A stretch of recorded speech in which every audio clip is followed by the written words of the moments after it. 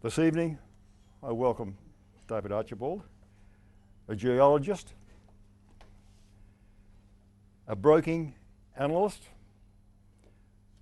spent much time in the oil exploration industry, and nowadays, I'm not quite sure how he finds his way into cancer research, but he's now involved with cancer research. He's authored a number of papers and books. American Griffin, thank you. The solution to the F-35 nightmare. Thank you, David. Come join us.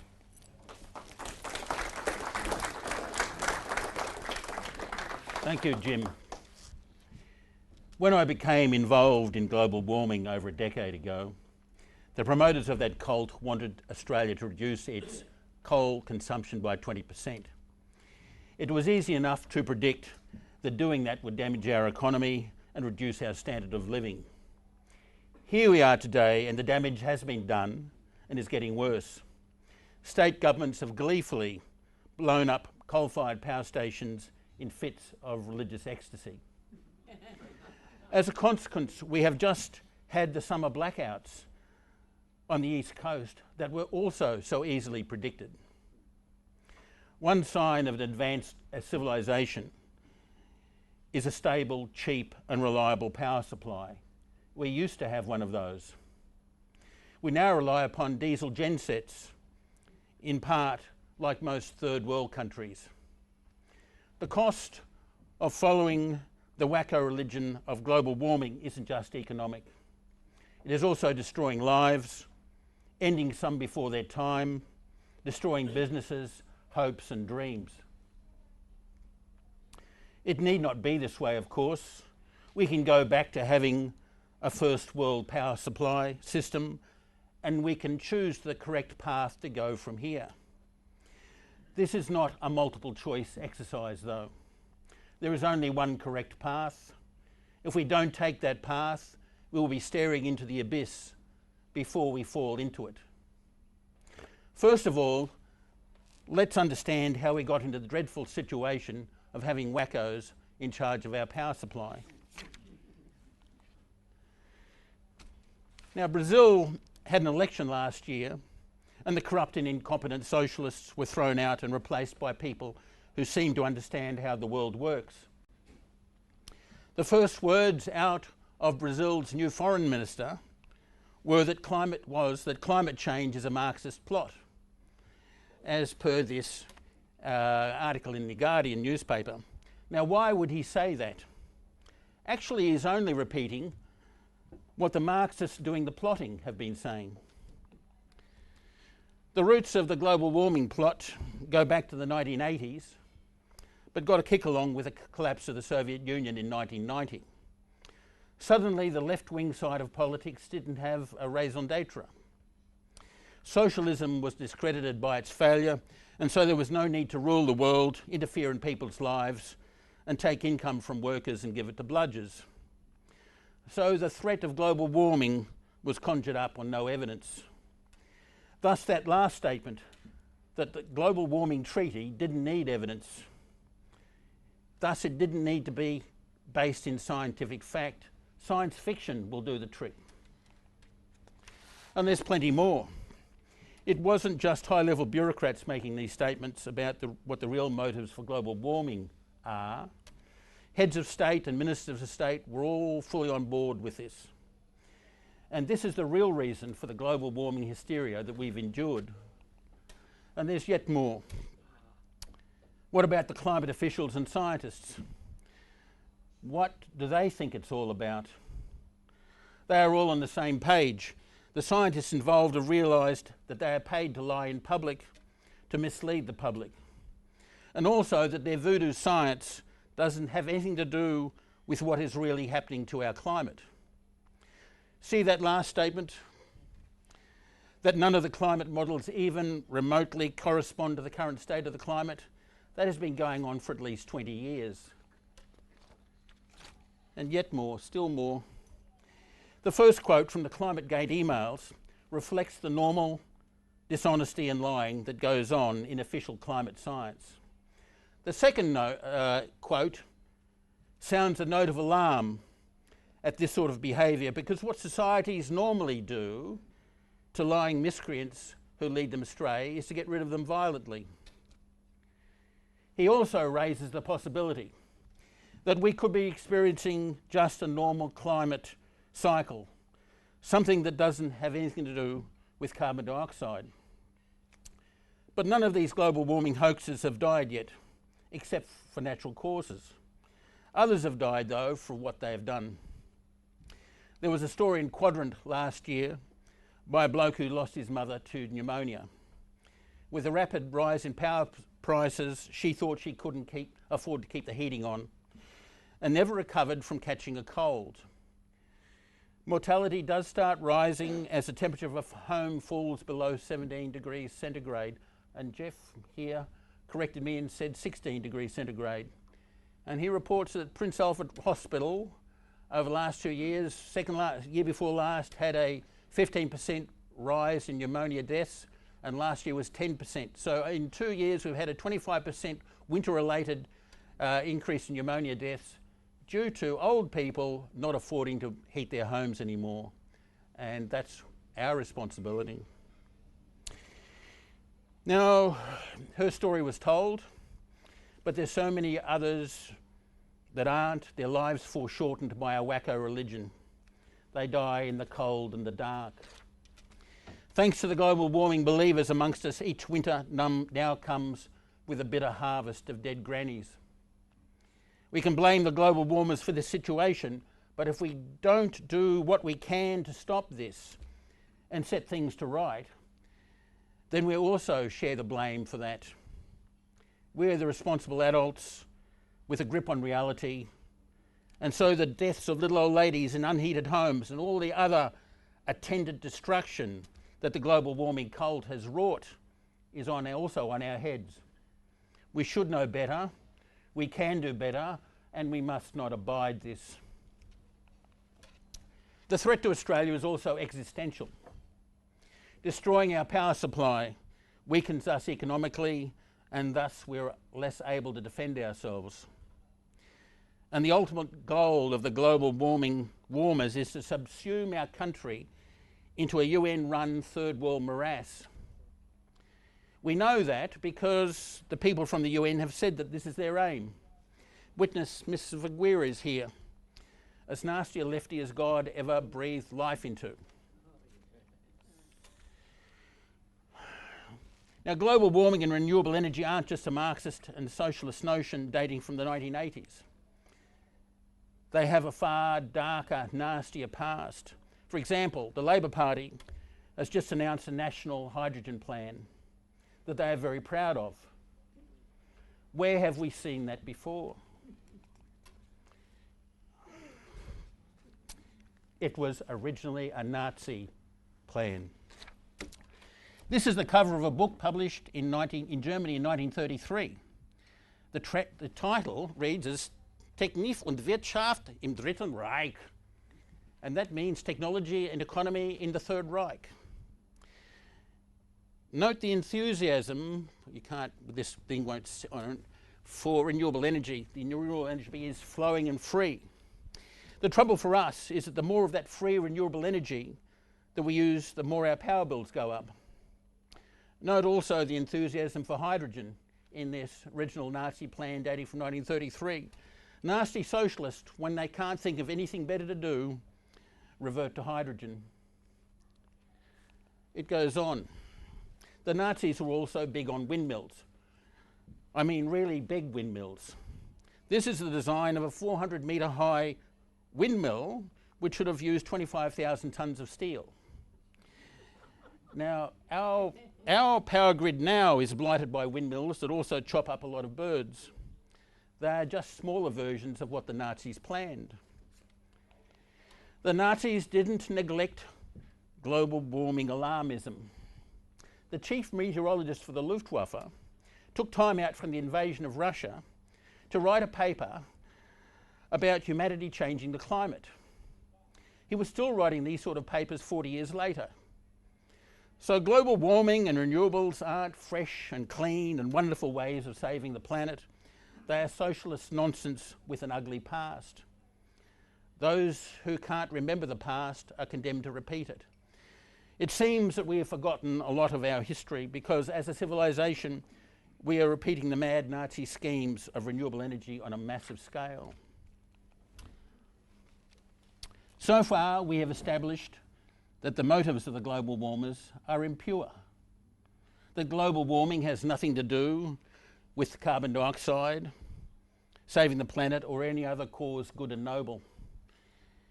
It is just a con job of repeating an outrageous lie so often that it starts to get traction. Having established that, we could just set things to right, stop the waste of tens of billions of dollars and get on with our lives as we would like to lead them. But the one good thing the global warming cult has done is it concertinaed down decades worth of climate science into a few short years. And so we know a lot more about climate now than we did a decade ago. So while we're here, we might as well look at what is happening to our climate and what is going to happen. Without wanting to spoil the ending, it doesn't have anything to do with carbon dioxide.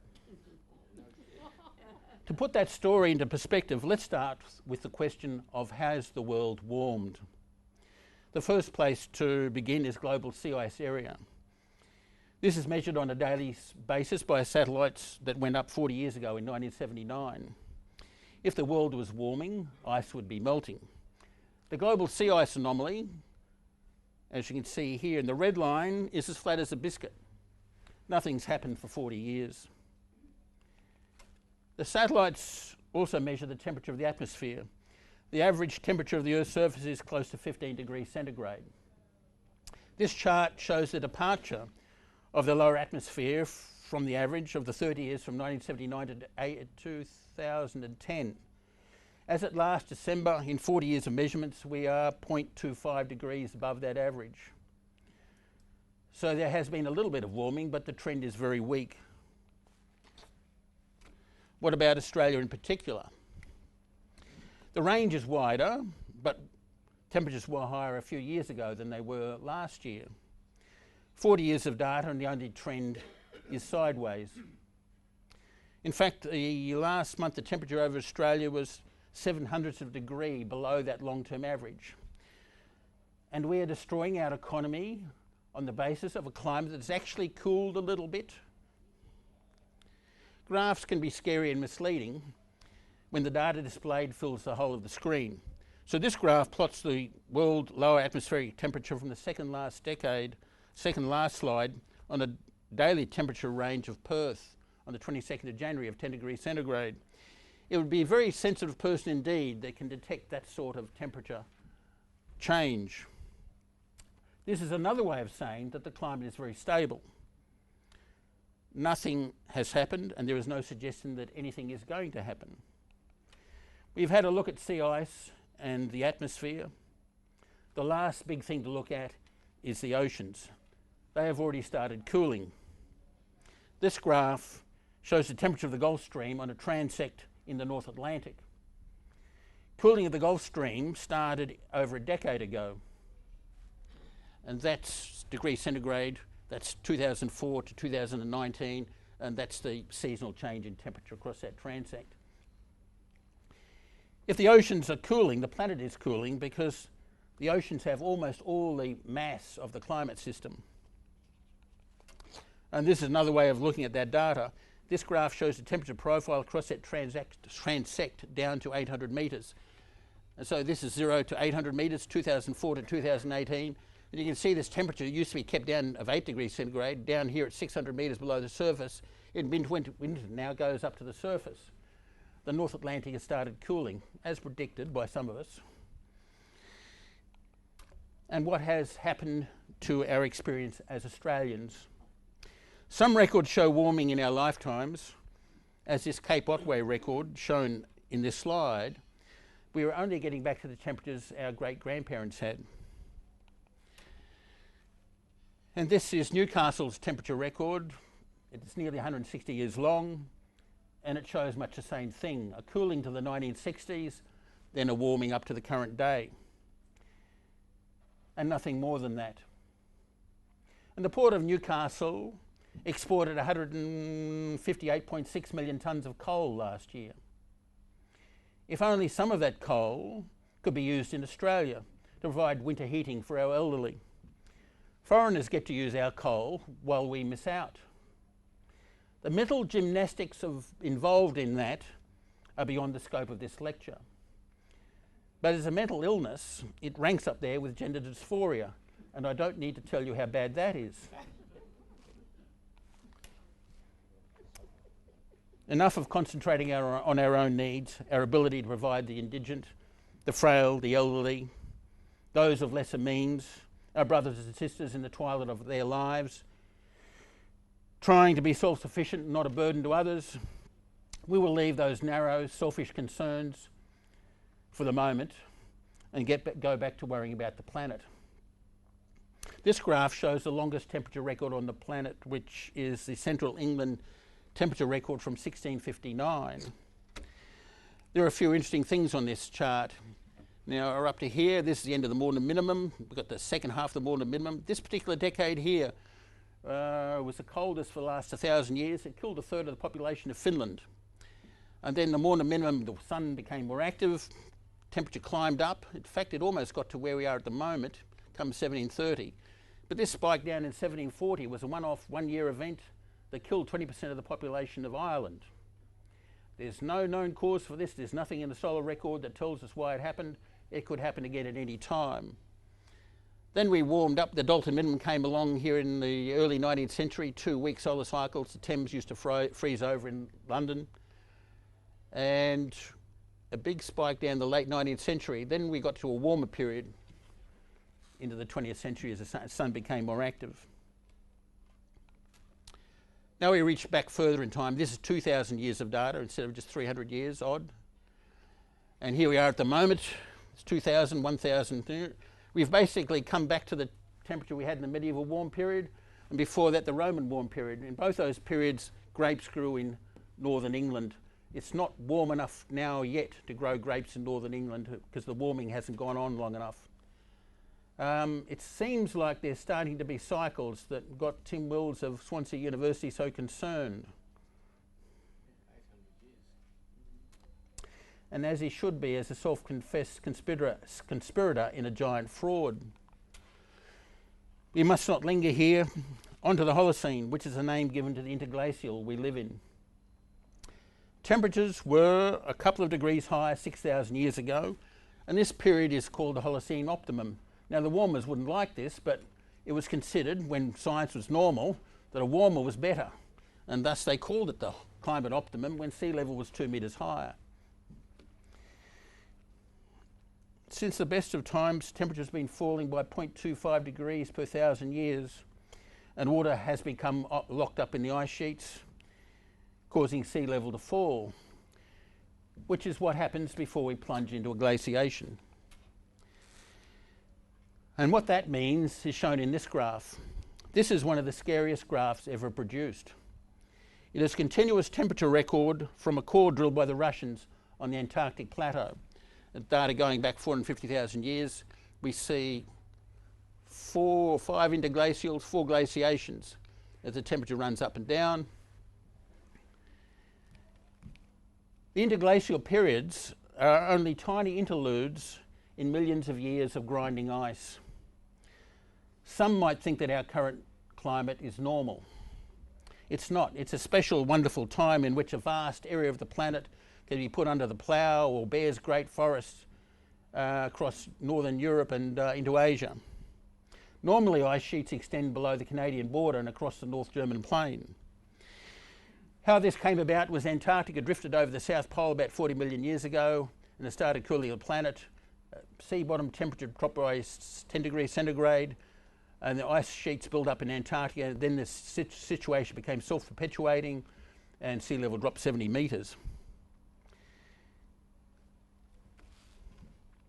And those glaciations could go on for another 30 million years until Antarctica drifts off the South Pole. Now, you may not be worried about what happens 30 million years out. Well, how about 3,000 years out, which is less time than we've had civilization? The first pyramids were built 5,000 years ago. What this slide shows is the interglacial periods from the previous graph superimposed on top of each other. So we're now in the Holocene, the purple. The previous one was called the Eemian, and I've blown this bit up here over here. Now, if the Holocene lasts as long as the Eemian, we've got another 3,000 years of decent civilization before temperatures start plunging away again. And there's nothing on Earth can stop this from happening. If we want to look forward, an anonymous academic produced this graph about 10 years ago, and it shows the glacial period. This red line is the historic record. This coloured line is his interpretation. There's a very good hindcast match, which suggests that it's valid going forward. We're here now, just after 1000 AD. 55,000 years, the next glaciation will be fully developed. Now, the greenhouse gases keep the temperature of the planet 30 degrees warmer than it would otherwise be if they weren't in the atmosphere. Thus, the average temperature of the Earth is 15 degrees centigrade instead of minus 15 degrees centigrade. Of that 30 degrees centigrade, 80% of the effect is provided by water vapour, 10% by carbon dioxide. Methane and some other things bring up the remaining 3 degrees centigrade. So if the pre-industrial level of carbon dioxide in the atmosphere is 300 parts per million, and the carbon dioxide heating effect contribution is 3 degrees centigrade, you could be forgiven for thinking the relationship is 1 degree centigrade per 100 parts per million. Now, we're adding 2 ppm to the atmosphere each year, and that's 100 ppm every 50 years, and at that rate we would fry.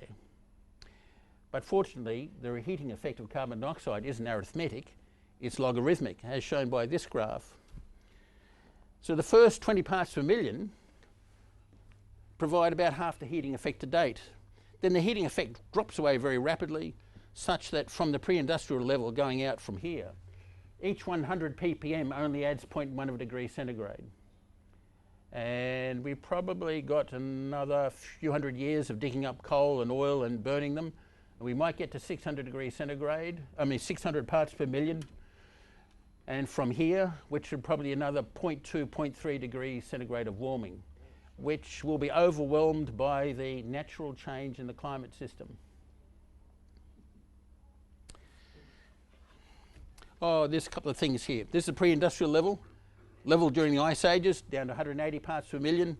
Plant growth shuts down at 150 parts per million. Now, I've put the data from the previous slide, made it into one bar graph. This is what we've added to the atmosphere to date. This was what can happen when we dig up all the rocks we can burn them, and that's about it. Just another little couple of 0.2, 0.3 degrees centigrade. Now, we know this. We know the global warmers know this. So how do they get their heating effect of up to 6 degrees centigrade, and some wackos way beyond that, for a doubling of the atmospheric carbon dioxide level? Well, what they say, and what I've got here is the data from the last couple of graphs, and we've added the cumulative effect. So there's 20 parts per million, adding 1.6 degrees centigrade, and you notice it flattens out. The global warmers have got the heating of the planet coming from exactly the pre-industrial level. Now, what they say is that carbon dioxide's a greenhouse gas. A little bit of extra carbon dioxide means a little bit of extra warming. That warming means that more water vapour can be held in the atmosphere, and that warming is also, water is also a greenhouse gas. And it's sort of a runaway effect compounding on itself until they can get a graph that can scare them. But for some strange reason, their relationship starts at exactly the pre-industrial level. It doesn't start over there or over here or at 20 parts per million. And the fact that this asinine belief system has held sway over our politicians for at least the last 10 years just beggars belief. In fact, the temperature, as I was saying before, the temperature of the atmosphere, the CO2 level of the atmosphere became dangerously low 15,000 years ago. And here's a paper that I found, Carbon Starvation in Glacial Trees Recovered from La Brea Tar Pits, Southern California. Found severe evidence for severe and sustained carbon starvation. Actually, the planet was just about to kill off everything above sea level before humans evolved and started digging up all the coal and so on to put in the atmosphere. Now, the relationship between CO2 level and plant growth is summarised in this graph against the CO2 concentrations recovered from an Antarctic ice core back to 850,000 years ago. So, as we see, it got down to about 180 parts per million, down to 15,000 years ago. Plants stopped growing at 150 parts per million odd. And we spent a lot of this time for the last million years or 3 million years in this range where CO2 was very low levels. We're now up here at 409 parts per 408 in 2019. If the CO2 level got back down to where it was at the pre-industrial level, we'd have 30 to 40% less plant growth, and thus 30 to 40% less agricultural production. I don't think the global warmers have thought through their hate of carbon dioxide to its logical conclusion. In fact, this is an online ad for a CO2 generator in the Northern Hemisphere in winter. Greenhouse operators actually burn natural gas and propane and so on, not to heat the greenhouse, but simply to provide the carbon dioxide. So from their ad, it says you might have 500 ppm at night due to the plants breathing. Shortly after sunrise, this will drop to 300 parts per million. And then 3 or 4 hours later, it's down to 100 to 150 parts per million, where growth is practically stopped. And it says supplemental CO2 added during this period can substantially increase your plant and flower production. What happens, what's good for greenhouses is also good for the whole planet. And that's sort of summarised in this. This shows the last 160 million years, level at which plants die. Actually, it was about here that the flowering plants that we rely upon most of our diet evolved, and when CO2 levels are 4 to 5 times what they are at the moment. For the last 160 million years, CO2 has been continually locked up in the crust. And we just came along just in time to stop death of most life above sea level. And this is an inspiring story that we can all be proud of and that should be taught to our school children. So the CSIRO is mostly an alarmist organisation operating against the interests of this country. But a couple of years ago, they did produce this graphic of the increase in plant growth over the planet over the last 30 years. That's 30%. And you can see the patches here. This sub-Saharan low rainfall area is up 30% in parts. Australia has done very well. We blow up this area, mostly in desert stuff, but a lot of growth here in our breadbasket due to higher CO2 levels. So we send other people coal and we get it back as increased plant growth. So what we've established so far is that global warming is wishful thinking at best. It can't happen in theory. There's no evidence for it in the real world. And all the evidence says that the more CO2 in the atmosphere, the better.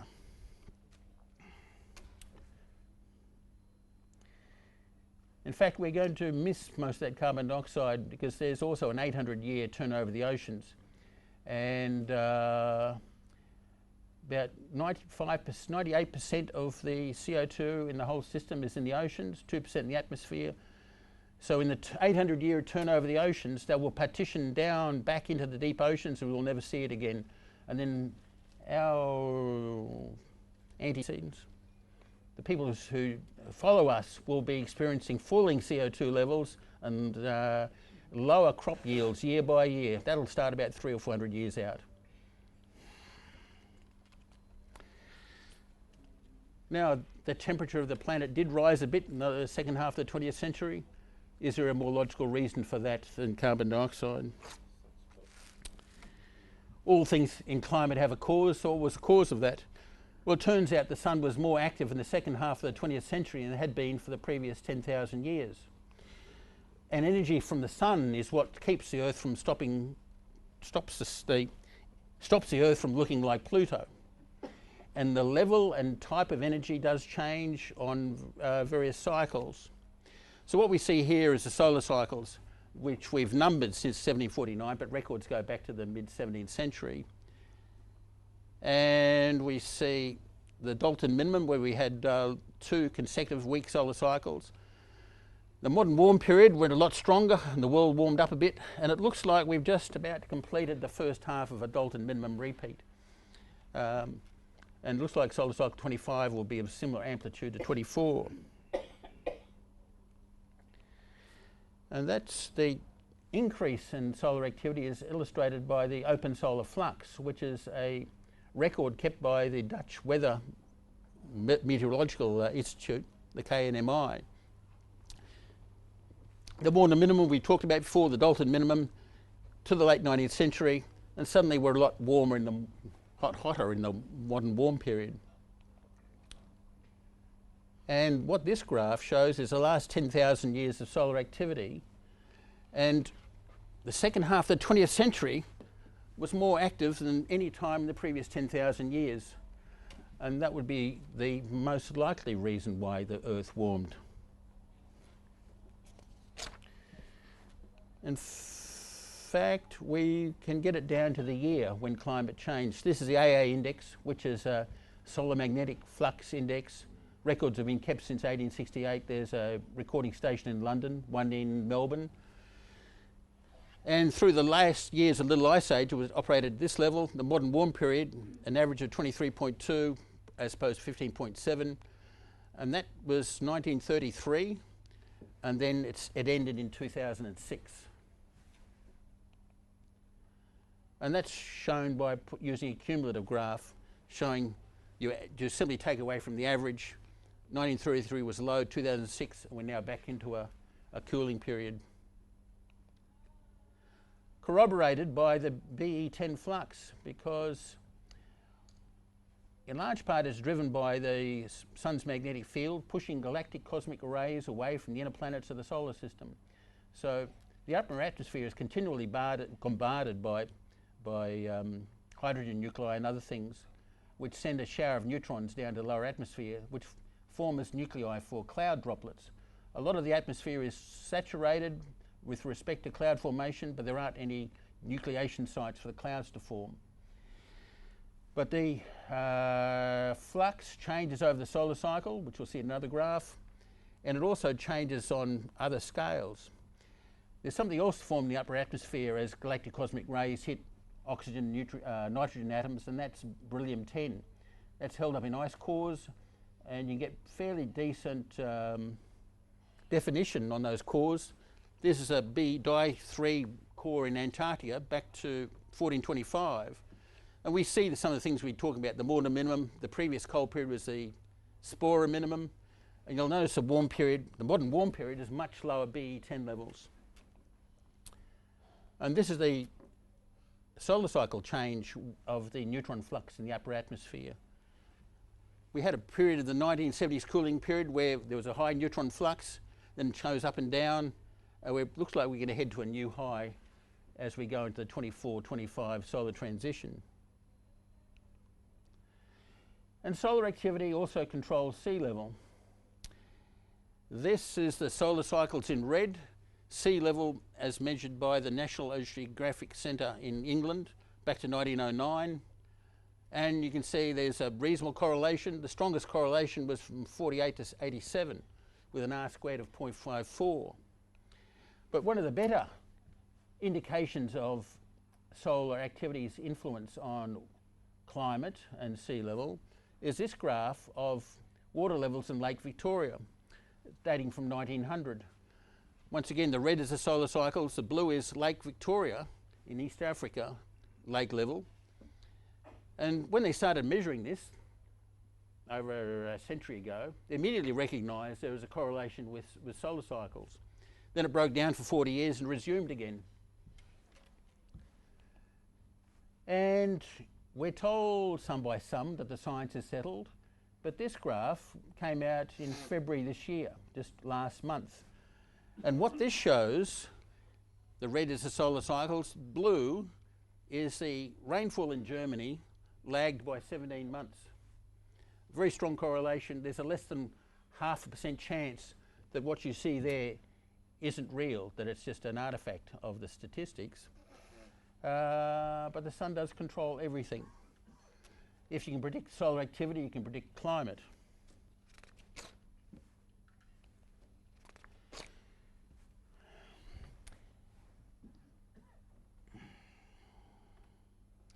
We're also told by the CSIRO, the Bureau of Meteorology, and others that sea level is rising rapidly, and the rate is going to accelerate. We're told that the rise of sea level is going to wipe out the world as we know it. I've heard of people who've sold out of coastal places south of Perth and moved up onto the scarp behind Perth to get away from the rising sea level. And this graph, produced by the University of Colorado, based on satellite data that they harvest, is the official view of what sea level has done since 1992. It's about 3 millimetres a year. It's sort of relentless, remorseless, and ongoing. And you can project it out for some time to come. And this graph shows how that was created. This is produced by the people themselves, and this is what the data, raw data is, and this is the correction they added to it to get the graph that they needed to keep their jobs. And that graph doesn't correspond with people's own lived experiences of sea level. People who've been fishing the same pier for 30, 40 years haven't seen a rise of sea level of that. And 50 metres away from here is Sydney Harbour. And this graph is Sydney Harbour from 1914 to 2017. And what you see is the monthly change. Actually, there's monthly data. Most of the sea level rise in Sydney Harbour happened in the late 40s. It was flat up until just recently as a slight recent change. And that rate is 2 inches per century. That's like the reverse and start going down again now that the sun has become less active. Excuse me, David. Going back to that previous chart, that one there, what did the scientists do with the raw data to get to the... They say, and we won't take too many questions from the floor, Chris, because this last thing's still got some time to go. We're up to slide 47 of 84. But what they say is that because of the isostatic rebound from the end of the ice ages, the continents are still rising in part. You know, parts of Northern Europe, Scandinavia is rising strongly, British Columbia. And if that wasn't happening, we'd be seeing the sea level rise that they want to happen. So that's the scientific rationale, but there's actually no sea level rise.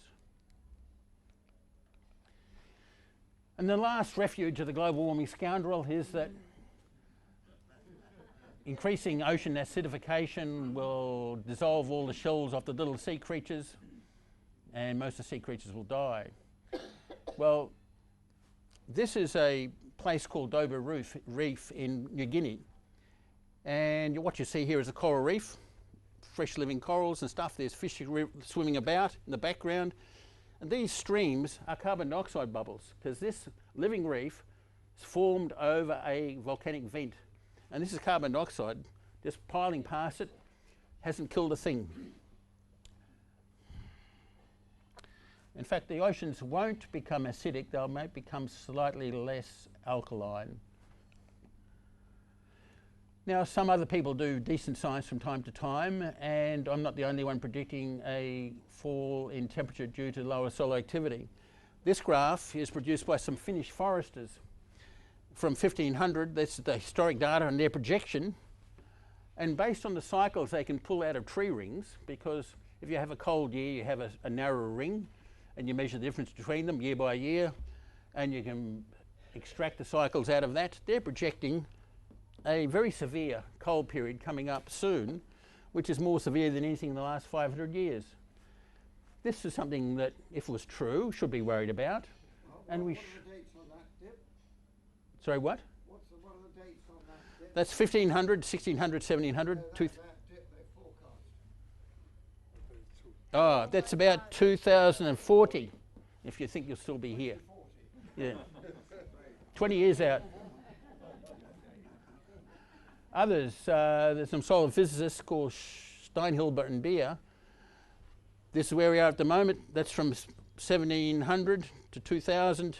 They're going out 500 years, predicting a severe fall in solar activity back to Dalton Gleisberg minimum levels. And I would believe that this is what's going to happen. Now, the last time there was a cooling scare was in the 1970s cool period. And this is a fragment of research I found online of what would happen to US agricultural production if temperature fell. And they're projecting that this is the corn belt where a lot of the world's corn is grown and other stuff, that every 1 degree centigrade change will move at 144 kilometres. And now that has happened before in the United States.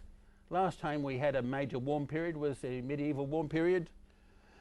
And this is archaeological evidence of the northern limit of Indian corn growing from 1000 AD to 1250 AD at the peak of the medieval warm period, and then from 1350 to 1550 in the Spora minimum.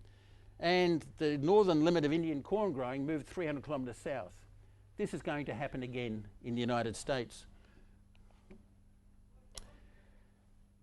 And there is none so blind as those who will not see. If the world was cooling, as a level of solar activity says it should, we should start seeing that in our climate records, and we are. This slide shows from newspaper records from early 2018 and similar records from 2019. It's just getting colder, including the heaviest snowfall for 100 years in the alpine resorts, which means that glaciers will start advancing again.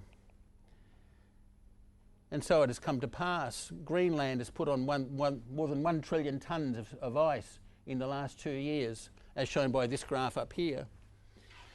And a key Greenland glacier has turned around and started advancing again. And also Japan has had a month ago, had its coldest temperatures ever recorded in northern Hokkaido. And these sort of headlines aren't compatible with a warming world. Now there's a parallel, an historic parallel to what Australia is doing to itself. And that's the cattle killing frenzy of the Kosher tribe in South Africa in 1856. A couple of teenage girls went down to the river to get some water, and they came back and told their elders that their ancestors had spoken to them. And the advice from the ancestors, as recorded by the teenage girls, was that they should kill all their cattle, and the spirits would replace all their dead cattle with even better and bigger cattle and drive the British away. So the end of all this was that it killed about 3/4 of the tribe, and the population dropped from 105,000 to less than 27,000.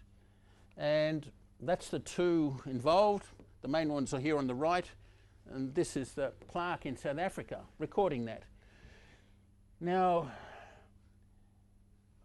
we might think that some primitives are, what the cargo cult in New Guinea, where people believe that all you do is build a fake airfield and with a fake aircraft on it, and real aircraft will land to disgorge their cargo.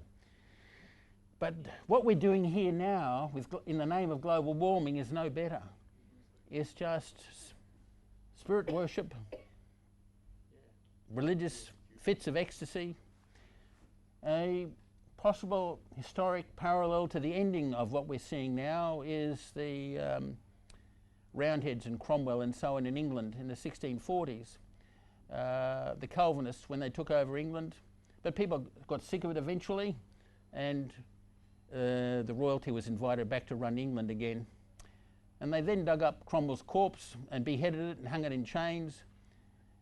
Then that won't happen to our global warming hoaxes. But it's a sort of a similar thing, that people need something to believe in, and some people in our society have latched on global warming as the thing that they will believe in. Now, how did this all start for Australia? And who are the remorseless killers of our little old ladies? It all started with John Winston Howard, who back in the 1960s or 50s as a teenager used to cross Sydney to sit at the knee of Sir Philip Baxter, who was running the Australian Atomic Energy Commission, and hear the virtues of nuclear power. And he became a one-man sleeper cell of nuclear advocacy. Now, I've got nothing wrong with nuclear power per se, but he didn't tell anybody that that was what he wanted to believe in. He knew the Australian public wouldn't vote for nuclear power, so he thought he'd force it upon us by increasing the price of coal-fired power. And his last dark deed was the National Greenhouse Energy Reporting Act of October 2007, after he'd lost the September 2007 election. And that requires our major companies to hire legions of accountants to count that carbon. Howard's plan was to start auditing our carbon production by company, and then once they got bedded down, start taxing us. And thus the carbon tax came along. So he hadn't done that, Labor would have been a couple of years behind schedule. Gillard promised no carbon tax in the 2010 election, but reneged. And Abbott wins in 2013 on the promise he'll get rid of the carbon tax. But Greg Hunt talked him out of repealing the National Greenhouse Energy Reporting Act. 3 days after the 2013 election, Abbott announced he wasn't repealing the National Greenhouse Energy Reporting Act. Now, that's why we've got it come back. It's sort of come back from the dead, and we've got this carbon tax. Our politicians aren't serious until they say they will repeal the National Greenhouse Energy Reporting Act of 2007. Now, the actual damage to the economy, we'll go into some detail on this. This is a graph from a bloke called Brett Redman. He used to be the CFO of AGL. This is about 3 or 4 years ago. He now replaced the Yank, and he's now running AGL. But this is to the fund management investment community. And this is the relative price of black coal, brown coal, gas, wind and solar. And now you can see these are much cheaper. And this is directly from his presentation. Market oversupply is making investment in new generation difficult. They can't rip us off unless they have new generation. Old thermal plant is cheaper to run than building new renewables, and that includes Liddell. And this graph shows the CPI since 1980 in orange, our electricity price index in blue, and the carbon tax starts here, carbon tax repealed, but it goes on, came back.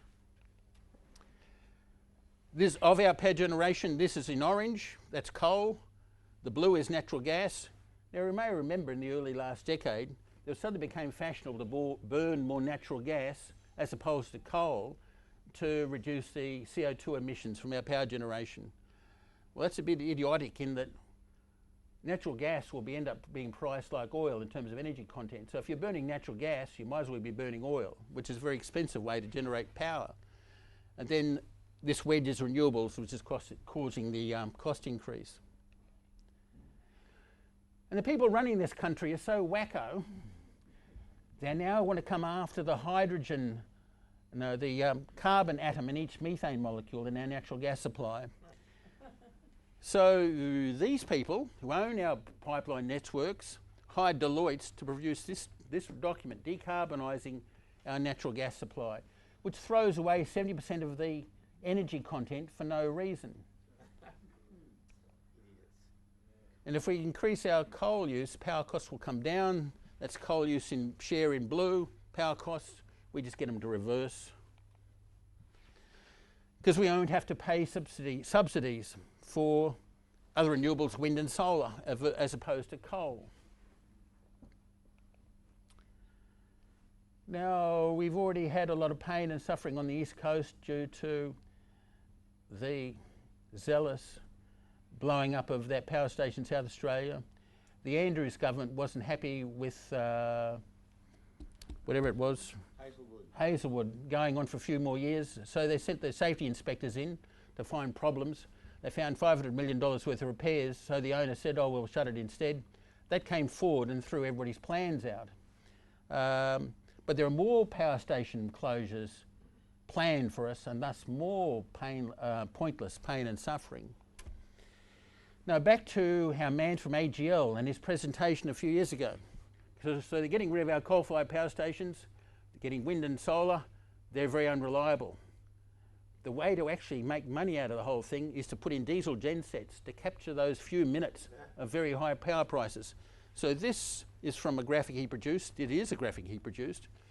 So if you have your power interruption of 30 minutes long, from 5 minutes here on to 35. This is the effect of trying to capture it with a battery and diesel engine. And then this one is a gas turbine, which take a while to spin up. And then this is coal generation. Actually, coal could do most of it if you had the thing spinning away. But they've decided that diesel does most of the capture. So AGL have put in several banks of diesel gensets, which will burn stuff that we can drive our cars with, so they can capture these very high prices. And the people who voted for a coal-free future are getting it good and hard. So this is the screen capture from the National Electricity Grid on the East Coast from the 24th of January this year at 5 minutes to 6 in the afternoon. And this is the spot power price in Victoria of 13,000 versus New South Wales of 161 and South Australia 1,200. These people who blew up their power stations are paying 100 times more for spot power in this period. It's costing individual households a great deal of money. This is what's in your future if you blow up Liddell, for instance. And there's direct correlation between installed wind and solar costs and power costs. And if you take things off from this graph, that means up to Labor's 40–50% renewables, power prices could triple from here, yet. There's no point in blowing up our good power stations. Now, the lessons from the United States. This is a graph from a paper that came out about 2 years ago on the rising death rates of whites in the United States. This is from 1990 up to 2010. This is US whites. The death rate in the age group of 50 to 54 deaths per 100,000. This is Australia. Seemingly we were happiest in the Howard years, even though he was plotting against us. Canada, UK in green, France, Germany. And you notice most of those places got happier, but the United States went backwards. And that started from about 2000, which is China joining the World Trade Organization, and 8 million manufacturing jobs went to China. And the effect was concentrated in whites with a high school education or less. This is blacks, white and non-Hispanics, Hispanics. They're as happy as can be in the US. How they killed themselves, alcoholism. That's high school or less deaths by alcoholism in that age group in that period. Some college or a university degree. Some topped themselves by suicide, and others used opiates. So the lesson from what happened in the United States is this: that if you destroy the jobs of working people, you destroy their lives, and they end up killing themselves.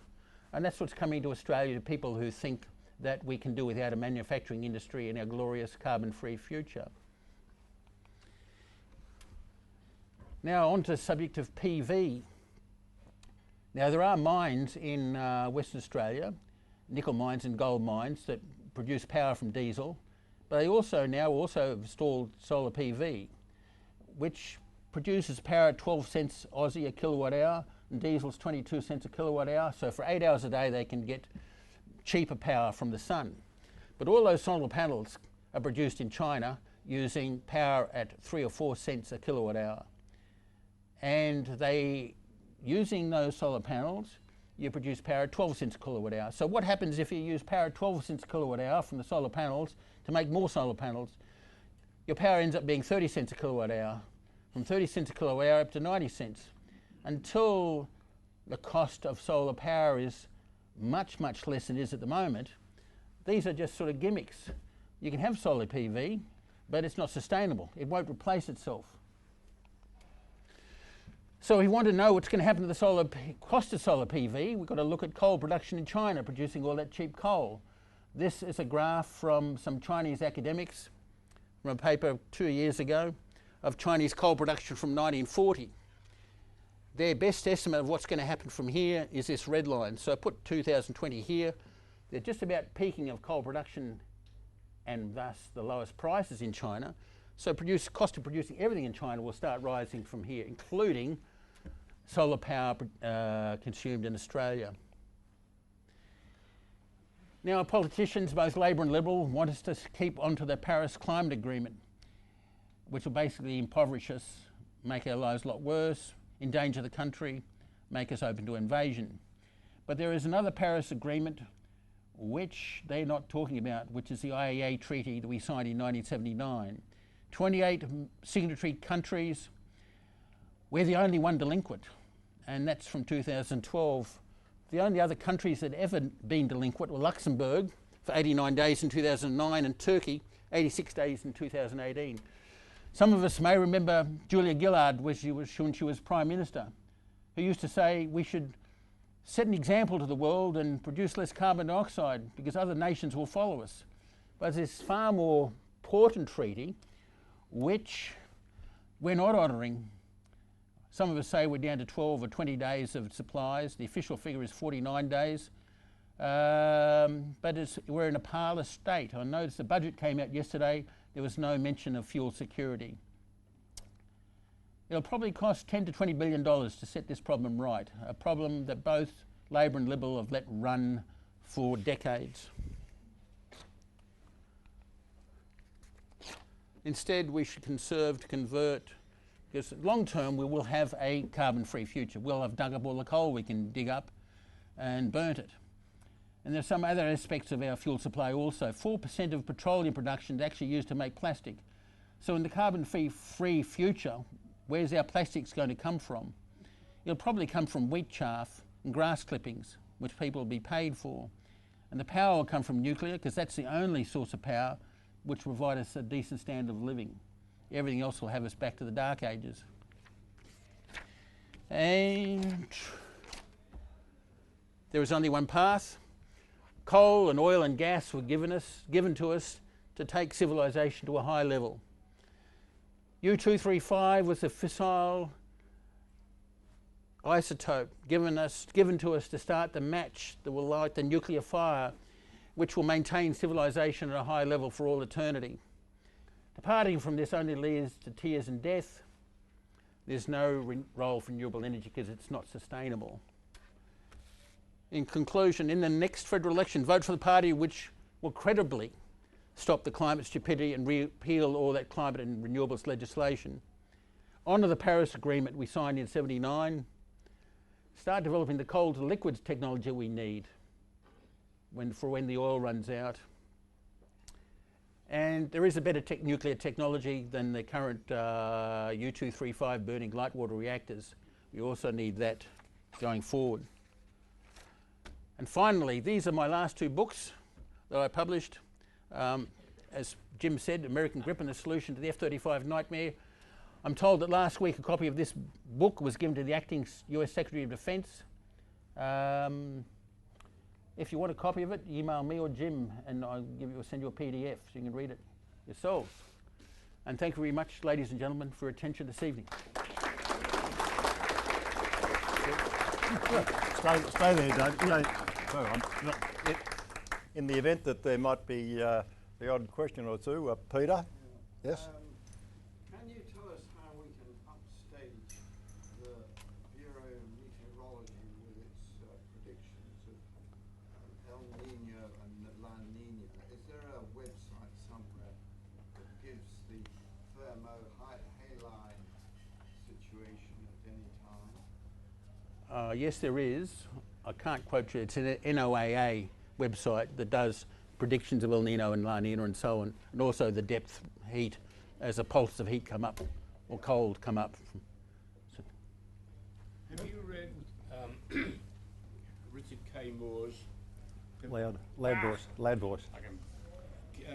you read Richard K. Moore's article called Prognosis 2012? No. He's got he wrote this back in the early 2000s, and he's predicted the whole scenario that you've been talking about back then. One of the main paragraphs is called the carbon economy, and he's just nailed it completely. I think everybody should pull it down. It's available on the website. I actually was just looking at it on the phone, and it's something that people should read because it explains the whole box and dice, and he predicted this, what, nearly 20 years ago. Good. Hazel. Ma'am. Hazel. David, obviously you're preaching to the converted here mainly. I'm curious, have you been invited to speak to any groups who are probably not quite as converted?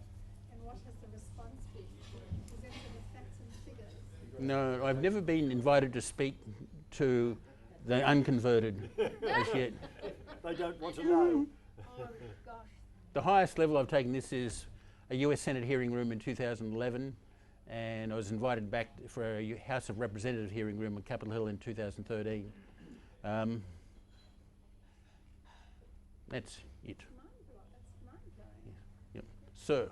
David, thank you for the most interesting lecture. Land voice. Your data is very compelling.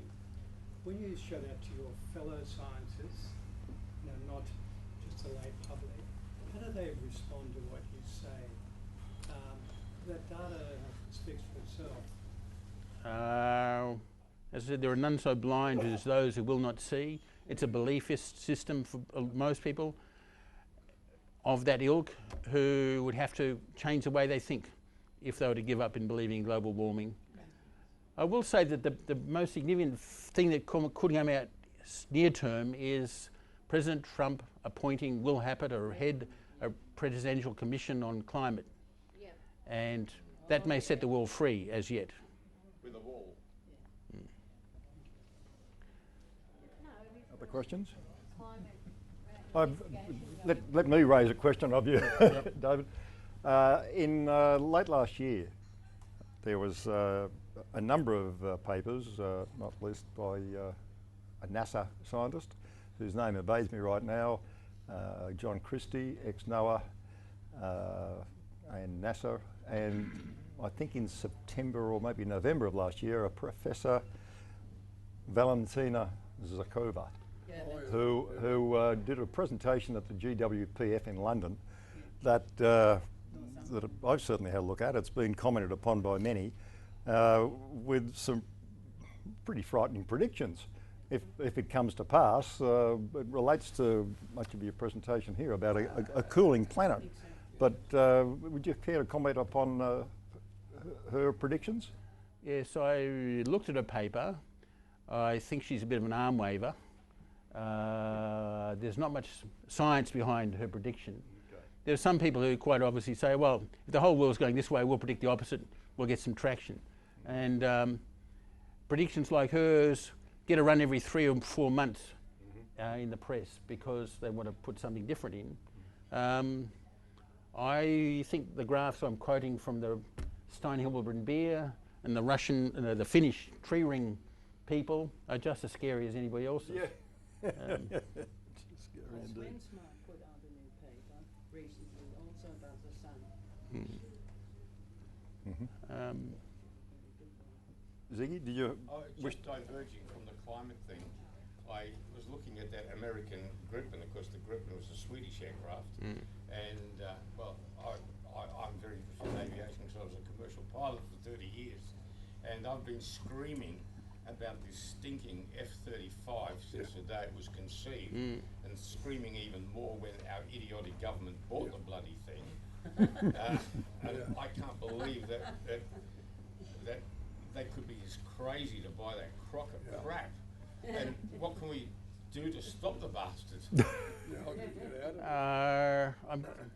The way the federal government runs at the moment is that the politicians have no interest in the day-to-day, the bits and pieces. They don't no understanding. And even when we had a wheat farmer from somewhere in Queensland who was in charge of Bureau of Meteorology and some other things, volcano blew up in Indonesia. And he closed Darwin Airport for a number of days. And he was talking about, we may have to close Brisbane Airport, 4,000 kilometres away from this Indonesian volcano. What do the Indonesians do? They simply fly around the volcano. Do you think those countries close their air just because they've got an exploding volcano? In fact, most of the photos of this volcano blowing up were from Indonesian passenger aircraft just flying beside it. We're run by people who've got no grip on reality. And that was a wheat farmer running it. You'd think those people would be practical, but there's nobody. No. Sir, the bank. The aviation game, I can tell you. we do at grassroots levels when we have discussions with people on the other side, just to bring our point of view instead of getting shut down? What can we do? What can we say? Oh my Lord, if I knew the answer to that. Let me try. Let me try, because if you haven't already noticed, we are recording the proceedings this evening, and the presentation given by David, and I hope the questions that have been raised, including yours, will be captured on a future upload to our Climate Realist to 5 YouTube channel. At the very least, you'll have the flexibility to refer that link on to others as a point of reference from our YouTube channel. Ma'am. Sorry, I was just going to follow up with my question with a statement, if I may. The Australian Conservatives, led by David Archibald, have in fact have one of their policies is to repeal the illegality of having nuclear power in Australia. That's one of the platforms of that party in the upcoming election. So I'd encourage you all to look at their website and check them out and check their policies out, because they're quite outspoken about all of this. And so maybe an alternative to bring back some common sense is the argument here. I think that's a fair comment. I've actually had a look at the website for the Australian Conservatives, and I'm more comfortable with their energy climate related policies than I am of some of the mainstream parties. No. Ma'am? Just a really general question. What do I say to my crazy whacko friends at the pub who have completely embraced this religion of man-made climate change without either throwing beer at them or pushing them away? Do you have a go-to comment? Anyone in the room? No. We're now talking about hypotheticals and the impossible dreams. Sir. You did mention Maurice Strong. Nobody didn't say anything about Agenda 21 of the United Nations. Well, it could. Aren't they driving a lot of this? Yes, this all segues into the war on meat, and we get to eat insects and all that sort of stuff. There's plenty of UN stuff promoting eating of insects, believe it or not, and stopping. And we'll all eat beans for our protein. That's so they can have 10 to 20 billion people on the planet instead of the current 7. So that's what this is about. It's population control and stop converting plant protein into animal protein. But perhaps we should. Yes. Although I noticed we have one question at the end there. Given that there must be many thousands of scientists around the world who understand, agree with what you've been saying tonight, is there no organisation to get those people together to be a voice for a reason? No. So even the Institute of Engineers sold out. I delivered a book that I wrote years ago on climate to the Perth branch of Institute of Engineers to hand out to directors. A day later, they rang me up and said, come and take them away because we're not giving them out to the directors of the thing. Most public organisations have been captured by lefties who believe in this stuff. I'm an engineer, I'm very embarrassed about that. Yes, so you should be, Sue. In fact, that comment is something that over the past 10 years since myself and most in our Climate Realists to 5 group have been engaged in, my observation is that there is a general refusal by those in the pub that you refer to, Rachel, to neither look nor listen. The mind closes down and they will not consider anything. That's why we get the government we deserve. Yeah, that's right. But David mentioned something that I'm aware of, I've got a copy of it, that maybe there is some hope because President Trump has received a formal letter. I've got a copy of the letter. I've seen who it's authored by, with a view to placing Professor William Happer at the lead of a new group of scientists in the US to revisit the climate debate with perhaps 2 teams, a green team and a blue team of scientists from both sides of the camp. And that's how science ought to work. Yes. That's the scientific proof to nail it. We should wind up. But we might wind it up for David's purpose. So, if you'd be good enough just to show your appreciation for David. Thank you. Thanks for coming along. Okay.